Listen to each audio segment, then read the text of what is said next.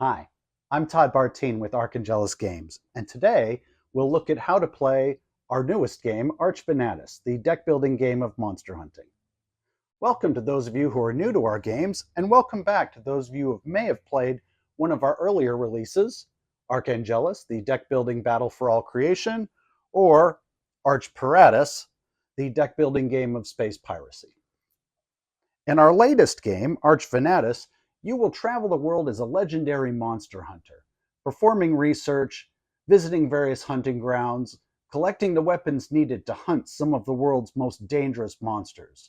Everything from elder dragons to Sasquatch, vampires, zombies, and the like. Let's get started by looking at how to play.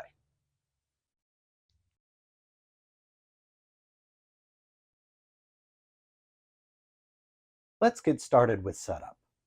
The first thing we'll need to do is to acknowledge that we will be showing the deluxe edition of the ArchVenatus game today, which includes several add-ons, including the 4-player add-on, the Master Hunter add-on, the Big Guns add-on, which includes steampunk weapons and powerful allies, and the American Monsters edition, which incorporates monsters specifically known to be found in the Americas. That being said, the Master Hunters Edition allows you to choose to play the game with one of these hunters in play, all based on legendary hunters of the 1800s. If you and your opponent wish, you can each either choose one at random or pick the hunter that you prefer. If playing with the Master Hunters, you then take that Master Hunter, put it on your side of the board, and you receive whatever bonus is stated on the card throughout the game. For the purposes of learning how to play, we are going to set these cards aside. All versions of the game, both core and deluxe versions, include this rulebook, which will show you the different parts of each card, as well as the basic setup of the game, and then the rules on how to play. The set also comes with a reference card to remind you of the phases of each turn: the draw phase, the buy phase, the search phase, hunt phase, and the end. To start the game, look for your cards with the blue backs. Blue back cards are the starter cards, and one of the most important is gold. You will use gold to buy things from the store. Each player gets 7 gold cards.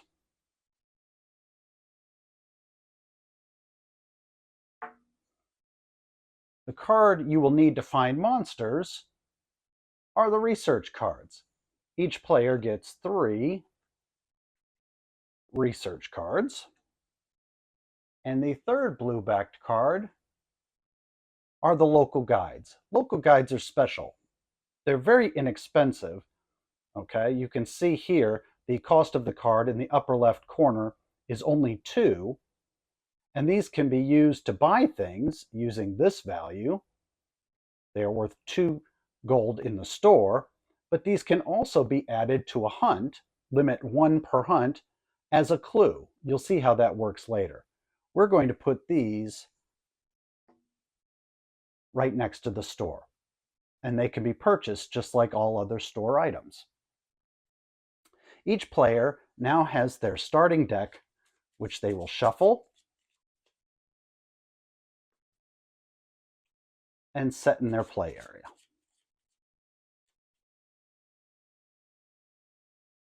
The next thing to do is to set up your monster piles. Some monsters are easy, some are medium, some are hard, and there is a final monster which you have to defeat to win the game. And they're marked by F for final. So we take all of the easy monsters. You can see in the description it says easy, and we put them in a stack of easy monsters with the E for easy label on top.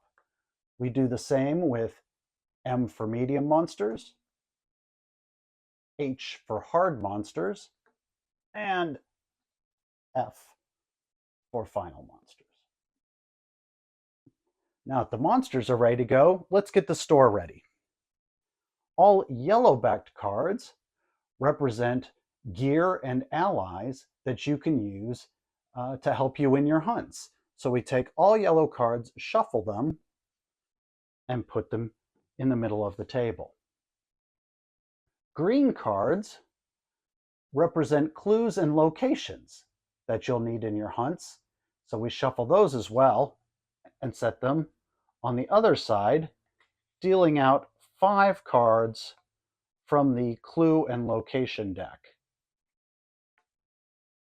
to form the initial store. We've prepared our store, we've prepared our monsters, we each have our decks, we're ready to play.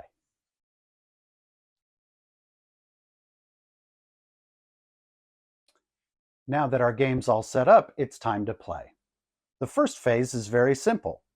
On your turn, you draw 3 cards from your deck. If there aren't 3 cards remaining, draw as many as you can and then shuffle your discard to form a new deck and draw until you have 3. Once you have 3, you can turn them over. Any card that has a value in the lower left corner in gold can be used in the store to buy things as we move into the buy phase. Just remember, if you use a card to buy things, you can't then later in the turn use its abilities, like this research card. You can either spend it or use it. So I could use my 2 gold cards to buy something that costs 2, and then later in my turn use this research card to go find a monster. Or I could spend all 3 to buy something that costs 3. Looking at the store, I think that's what I'm going to do. Now, this card, this location, costs 3. The cost is in the upper left-hand corner. This location costs 3. This clue costs 3. This clue costs 3, and this location costs 3. So I can buy any of these or a local guide that costs 2. You can buy local guides as long as there's still some available in the local guide stack. Okay, I'm going to buy a location because frankly, you can't hunt anything until you have some locations. So I'm going to spend all 3, putting those in my discard pile. And now anything you buy also goes in the discard pile. I'm going to pick this swamp and put it in my discard pile as well. Now, I have one more thing I need to do, and that's I need to fill this blank space in the store. I can do that by either drawing a gear card or another location or clue card.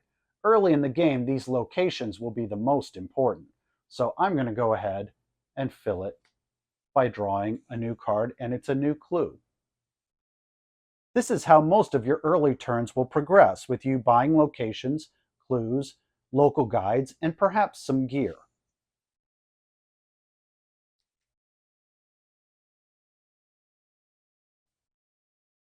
Your turns will proceed as you buy locations, clues, gear, allies, and titles. Let's look at some of these cards.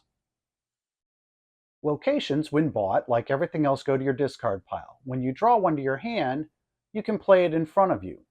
You'll find there are forests, lakes, mountains, towns, and swamps. This one is a forest. When I draw it into my hand on my turn, I can play it. Eventually, you will have different kinds of locations. You can only have one of each type of location in play. So you can see now I've got a town, a forest, and a swamp. Other types of cards you can draw are clues. Clues will be used to defeat monsters as you hunt them. Each monster will have a requirement of the number of clues that must be found to defeat them. Additionally, each monster will have a power score and you will use weapons to defeat that score. So clues and weapons are played on monsters. Allies can also be added to hunts, and they will have a bonus that is stated on the card. One other type of card you can buy is a title. A title gives you a permanent global bonus.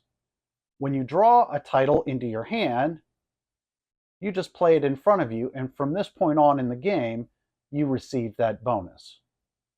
There's one other type of card we should talk about. If you draw to replace a card in the store and you draw an event, you stop and you do whatever it says immediately. Most events stay in effect until the next event is drawn. So it's best to put it somewhere where everybody can see it, and then draw another card to fill spaces in the store.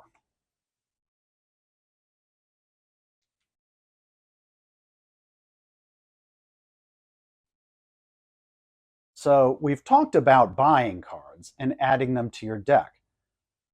But of course, this is all about hunting monsters. Once I have a certain number of locations, usually about 3 or 4, I need to start going out and looking for monsters. In order to hunt monsters, you're going to need to draw a research card. This research card will allow you to draw a monster. When played, I get to choose one of these piles to draw from. Now, that being said, you can't defeat a medium level monster until you've defeated 3 easy ones. So at the start of the game, you'll be drawing easy monsters. In order to draw a hard monster, you have to defeat 2 medium difficulty monsters. And in order to defeat the final monster, you have to have defeated at least 1 hard monster. So 3 easy, 2 medium, 1 hard, and then defeat the final monster to win. Since it's early in the game and I just have these 3 locations here, I've played my research card. I'm going to draw an easy monster. I take the bottom one off the pile, and it's the Chupacabra. There are things to look for on the card. One is this symbol. This symbol indicates its immunity. There's a guide in the rule book to help you with what these immunities are. This one is iron. So iron weapons don't do any good against the Chupacabra. He's easy. He lives in the mountains. He requires 2 clues. And over here you can see on the shield he has a defense of 1. So I'm going to need at least gear with a power of 1 to defeat him. So mountains, 2 clues, and gear power of 1. And can't be anything iron. Let's look. Do we have mountains? We've got a town, forest, and swamp. Uh-oh, we can't hunt Chupacabra because we don't have any mountains.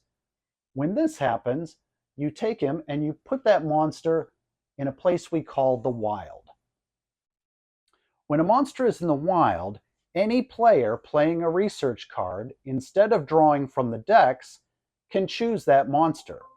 That means that the Chupacabra right now is up for grabs, and the next person who plays a research card and who has mountains can hunt him, right? But I'm not able to because I don't have any mountains.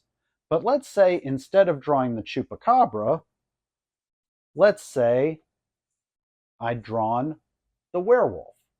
The werewolf is also easy, lives in the forest, requires 2 clues, and gear with at least a power of 2. Okay, and he's immune to blessed weapons. Do I have a forest? I do. I've got town, forest, and swamp. So what I'll do is I will take this monster, put him on top of my research card, and put him on my forest. You can have 1 monster in a locale at a time. So if I were to draw another forest monster, it would go to the wild. But right now, I just have 1 monster in the forest. You can have up to 3 hunts going on at a time. Right now, I have my first one. Now, in order to defeat him, I'm going to need at least 2 clues and at least 2 power worth of weapons, and they can't be blessed weapons. So if I had, let's say, in my hand or on later turns, this clue, I could play this clue on top of him. Now I just need 1 clue to defeat him and a weapon or gear with power of 2. And let's say on this turn or another turn, I get another clue. I do what it says in the ability box, and now I have 2 clues on him. And if eventually in my hand I have this iron sword, okay, with a power of 4, I can play that card. Okay, on the turn where I have 2 clues and at least 2 power on top of this monster, I've defeated him. I have successfully hunted this monster. So on that turn, I will pick up all these cards. I get to flip this over and collect his head, put it in front of me, and the rest of these cards used in the hunt, the research card, the clue cards, any gear cards, these will all go to my discard. As I said earlier, you can have up to 3 hunts going at a time, placing various clues and various gear on different hunts. Once I've defeated 3 easy monsters, I can start drawing monsters from the medium deck. After 2 medium, I can draw from the hard deck. And after I've defeated 1 hard monster, I can draw from the final deck. And again, to win the game, one need only defeat 1 final level monster.